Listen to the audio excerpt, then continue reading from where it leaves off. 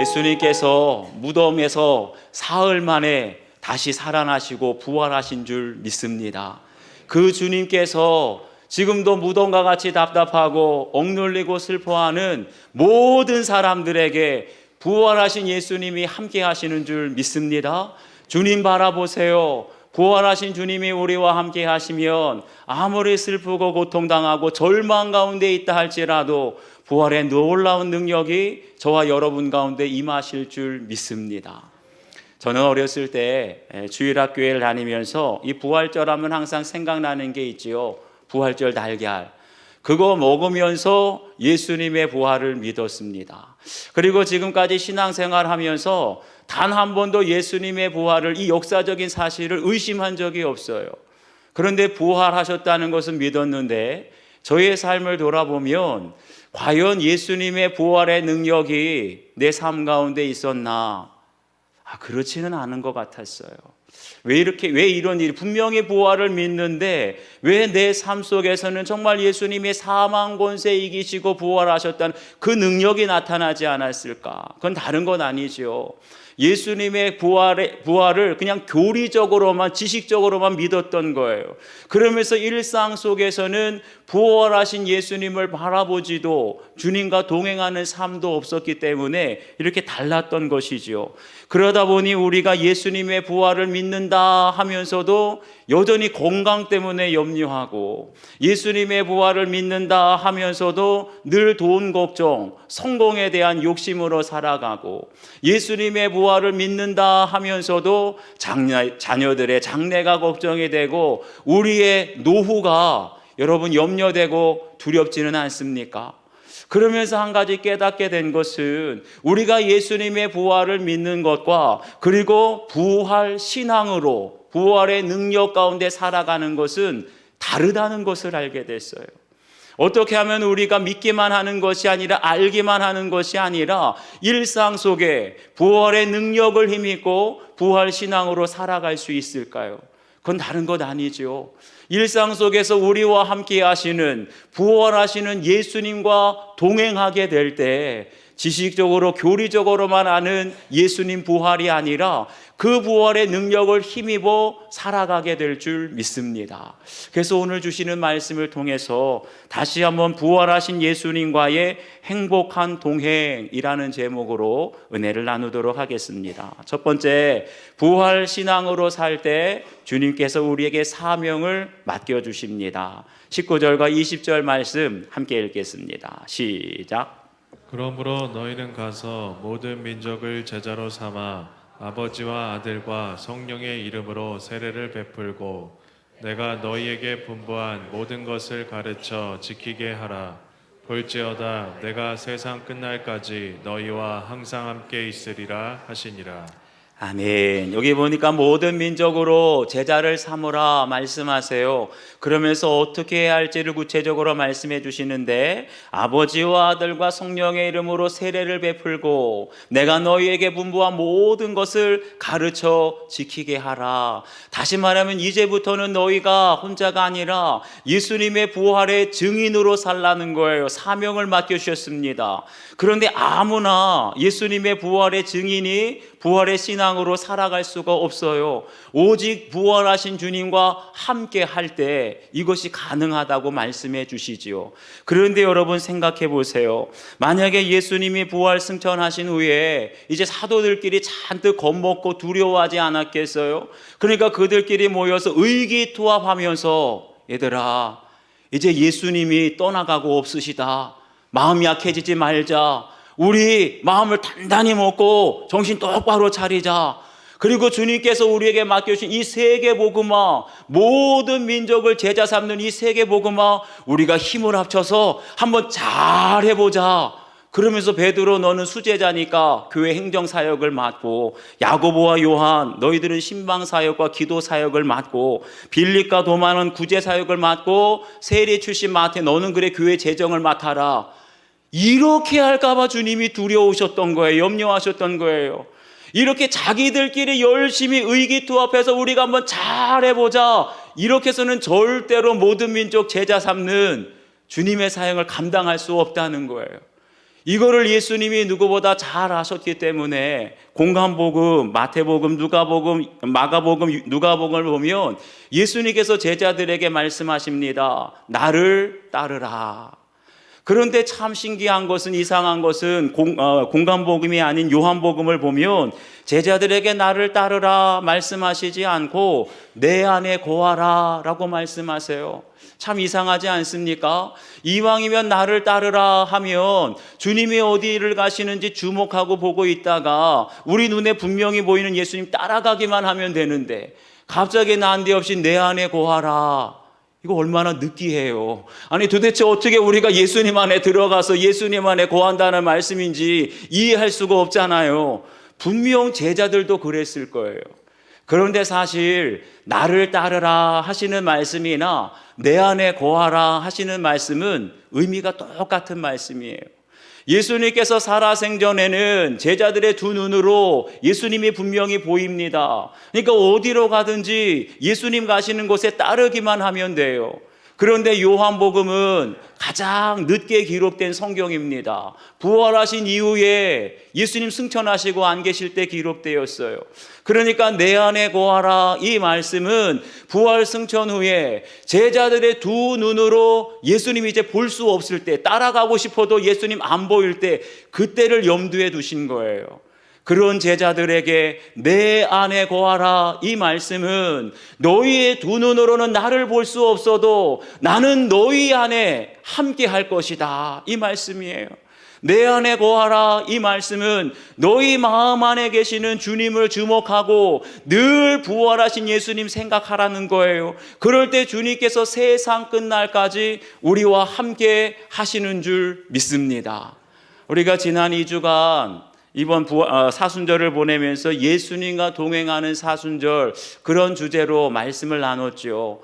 그러면서 새벽 기도하면서 반복해서 주시는 메시지가 있었어요. 그것이 무엇이냐? 주위 사람들은 내 겉모습만 보고 어머 집사님 정말 기도하는 모습이 너무나 은혜로워요. 권사님은 어쩌면 찬양하는 모습이 이렇게 성령 충만해 보이시는지 모르겠어요. 어머 성도님은 봉사하는 모습이 꼭 천사 같아요. 이렇게 칭찬하는 말에 속지 말라 그랬죠. 사람들은 우리의 겉모습만 보고, 목사인 저의 겉모습만 보고 목사님 설교가 너무나 은혜롭고 기도 소리 듣기만 해도 은혜롭다고, 그런 말에 속지 마시고 과연 내 안에 누가 계시는지, 내 안에 무엇으로 가득 채워져 있는지 그거 점검하라 그랬잖아요. 과연 내가 사람들의 칭찬하는 말과 상관없이 매 순간 하나님의 임재 가운데 살아가고 있는지, 과연 내 안에 함께 하시는 예수님을 주목하고 예수님과 동행하고 있는지 그걸 점검하라고 했습니다. 그랬을 때 우리 안에 무엇이 가득 채워져 있는지, 우리 안에 누가 계신지에 따라서 그것이 우리의 말로 나오게 되어 있습니다.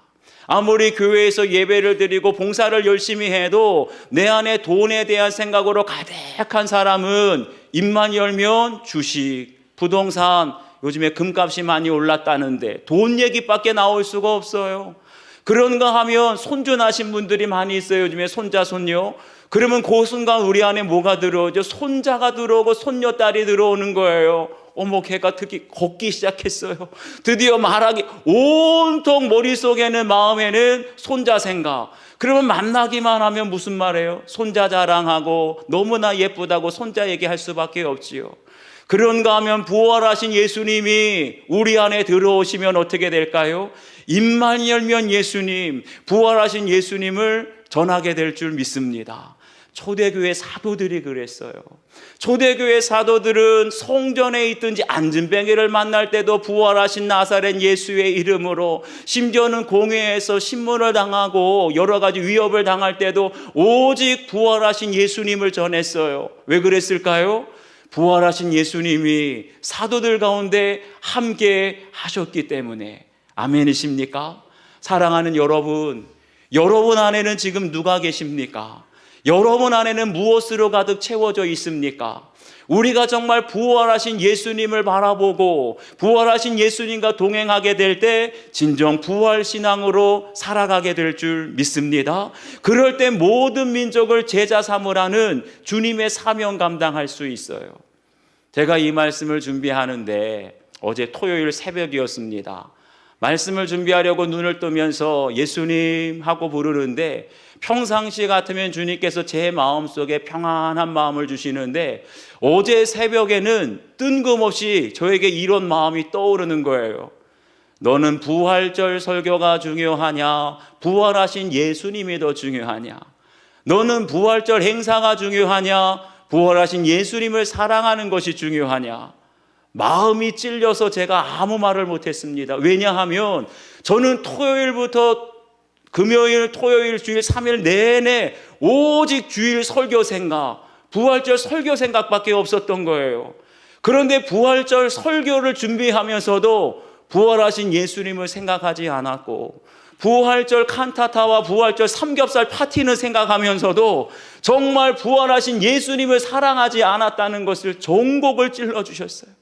그래서 어제 하루 종일 주님의 음성을 기억하면서 부활하신 예수님 바라보고 부활하신 예수님의 이름을 부르면서 오늘 이 고백, 설교 안에도 없는 이 고백을 여러분과 함께 나눕니다. 여러분 한번 적용해 보시길 바라요. 부활주일 예배를 드리는 여러분, 요즘에 주로 무엇에 대해서 말을 많이 하고 있습니까? 과연 여러분 안에는 누가 계시고 여러분 안에는 무엇으로 채워져 있는지 한번 적용해 보세요. 내가 부활의 증인으로 주님께 받은 사명은 무엇입니까? 부활 신앙으로 살아가게 될 때 그 사명을 깨닫게 될 줄 믿습니다. 두 번째는 부활하신 예수님과 함께 할 때 사명을 감당할 수 있습니다. 20절 말씀 함께 읽겠습니다. 시작. 내가 너희에게 분부한 모든 것을 가르쳐 지키게 하라. 볼지어다 내가 세상 끝날까지 너희와 항상 함께 있으리라 하시니라. 아멘. 여기서 예수님께서 가장 강조하시는 것은 내가 세상 끝날까지 너희와 항상 함께 있으리라. 이거 기억하라는 거예요. 제자들이 무턱대고 나가서 모든 민족으로 세례를 베풀까봐, 제자를 삼을까봐, 무턱대고 제자들이 나가서 세례를 베풀고 분부한 것을 가르칠까봐 주님이 지금 걱정하십니다. 모든 민족을 제자로 삼는 것이나 세례를 베푸는 것이나 주님께서 우리와 함께 하시지 않으면 절대로 감당할 수 없다고. 주님께서 우리에게 맡겨주신 사명은 부활하신 예수님께서 우리와 함께 하실 때 능히 감당하게 될 줄 믿습니다. 출애굽기를 보면 모세가 저기 미디안 광야 호렙산에서 양을 치고 있을 때 하나님께서 모세를 찾아오시는 장면이 나와요. 그리고 고통등에 있는 이스라엘 백성들에게 출애굽시킬 사명을 맡겨주시지요. 그런데 그 말씀을 들었을 때 모세가 가장 먼저 한 말이 뭐냐? 내가 누구이니까? 내가 어떤 사람이, 내가 뭐길래 주님 그 출애굽 사명을 감당할 수 있습니까? 할 수 없다는 거죠. 왜 그랬을까요? 그 당시 모세는 애굽에서 사람을 죽이고 도망친 신세였어요. 그러니 바로 앞에 나갔다가는 죽음을 피할 수 없습니다. 그런데 설사 바로가 허락한다 할지라도 여러분 장정만 60만 명이라 그랬어요. 남녀노소 200만 명이라 되는 사람들을 모세 혼자 무슨 힘으로 능력으로 애굽에서 가나안까지 끌고 갈 수 있겠어요? 그리고 하물며 데려간다 한들 200만 명이나 되는 사람들을 어떻게 먹여 살리겠습니까? 그러니까 내 능력, 내 지혜로만 생각하면 이건 도저히 불가능. 그러니까 내가 누구이기에 하면서 거절했던 것이지요. 저에게도 그런 때가 있었습니다. 제가 대학교를 갈 때 원하던 것은 경제학과였는데 거기에는 떨어지고 철학과에 합격했을 때 많이 좌절하고 실망하고 있는데 가장 기뻐하고 축하해 주신 분이 계세요. 저희 가족도 아니고 교회 담임 목사님. 그러면서 저에게 하시는 말씀, 대학에서 철학을 열심히 공부해서 나중에 신학교에 가서 목사가 되라. 그런데 여러분, 이 말씀을 그냥 해주셨겠어요? 저를 위해서 기도해 주시고 사랑해 주시고 관심이 많아서 이런 말씀 해주셨을 텐데, 그러면 제가 목사님 저를 위해서 기도해 주시고 관심 가져주셔서 감사합니다, 말씀대로 열심히 기도해서 꼭 신학교에 가겠습니다, 이렇게 해야 되는 거 아니겠어요? 그런데 저는 감사하기는커녕 속으로, 그래도 어른이니까 앞에서는 말 못하고 속으로 그랬어요. 내가 누구이기에 신학교회를 가고 내가 누구이기에 목사가 됩니까? 저는 할 수 없어요. 거절을 했습니다. 왜 그랬느냐, 그 당시에는 제가 썬데이 크리스찬, 그냥 주일날만 왔다 갔다 하고 아직 중생, 주님을 인격적으로 만나지 못한 때였습니다. 그러니까 목사가 되려면 성경도 많이 알고 사람들 앞에서 말도 잘하고 기도도 청산유수처럼 잘하고, 무엇보다 사람들을 목사면 잘 이끌어가야 되잖아요. 리더십도 있고 적극적인 성격이어야 되는데, 저는 그때를 생각하면 심각할 정도로 내성적인 성격이었습니다. 안 믿으시겠지만 사람들 앞에만 서면 얼굴이 빨개지고 얼굴이 벌써 긴장이 돼서 사색이 돼요. 여러분들, 제가 지금은 눈 마주치면서 설교하고 있지만 그때는 사람들 고개를 못 들고 눈도 마주치지 못하고 말도 더듬더듬거리고, 그런데 이렇게 만삭되지 못한 자와 같이 부족한 사람이 어떻게 목사가 될 수 있습니까? 주님, 저는 아니지요. 내가 누구이기에 목사가 되고 신학교에 갑니까? 불가능하다고 생각했어요. 그러니까 내 힘으로, 내 실력으로, 내 성품으로 사명을 감당하려고 하니까 불가능하다고 생각했던 것이죠. 그런데 여러분, 하나님께서 우리에게 맡겨주신 사명들은 우리의 실력과 능력, 우리의 성품으로는 감당할 수 없는 줄 믿으시기 바랍니다. 그래서 모세에게 뭐라고 하시죠? 내가 반드시 너와 함께 있으리라 말씀하시는 거예요.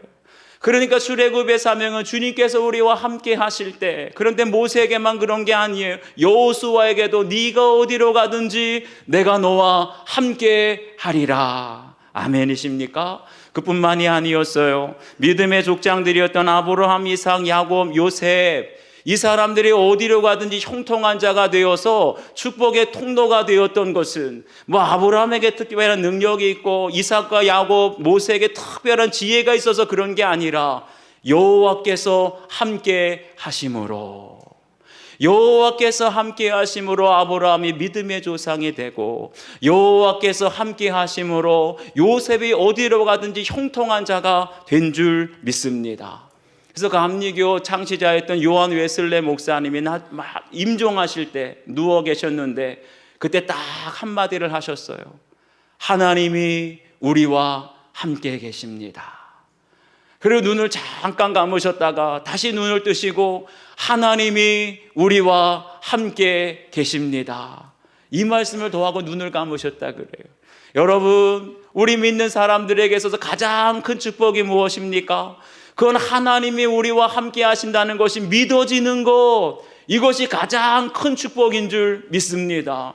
하나님이 우리와 함께 하시는 것이 믿어질 때, 그럴 때 비로소 하나님이 일하시기 시작합니다. 구약 성경을 보면 애굽의 10가지 재앙 내리신 분 하나님이 하셨어요. 홍해를 가르신 것도 하나님이 하셨어요. 광야에서 뭘 먹여 살리나 만나와 메추라기를 내려주신 분도 하나님, 갈 길을 몰라 헤매는데 누가 인도하나 불기둥으로 구름 기둥으로 인도하신 분도 하나님, 심지어는 요단강에 끊어지게 하신 것도 하나님, 가장 견고한 성, 인생의 견고한 여리고성을 무너뜨린 것도 하나님, 저 견고한 가나안의 7족속 어떻게 싸워 이기나, 그런데 그들에게 우박을 내려 다 흩어지게 하신 분도 하나님, 하나님이 다 하신 줄 믿습니다. 그러면 모세와 여호수아가 한 건 무엇이죠? 내가 너와 함께 하리라. 함께 하시는 주님을 바라보고 그 말씀대로 순종하기만 하면 하나님께서 이 모든 것 다 이루어 주실 줄 믿습니다.